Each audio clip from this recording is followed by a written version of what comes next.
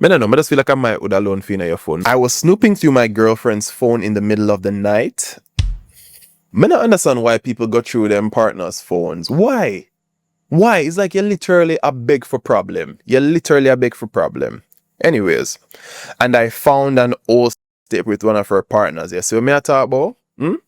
People, stop look in your partner's phone. Stop search phone. You see, unless you want to left them or you want to stress over something, stop searching people on phone. I found an old tape with one of her partners before me. We have been together for 3 years and recently had a baby together. He is 8 months old. I am upset at the fact that these videos are still on her phone. I also found a as well. Now, I'm upset but don't want to admit that I was snooping around through her phone. And I don't know how to change my attitude.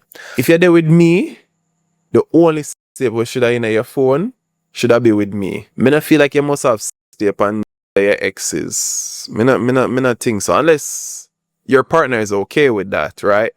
But me personally, I don't know if I would be okay with that personally. I feel like I might would alone for in your phone. Me no know, I just feel like I might would alone for in your phone.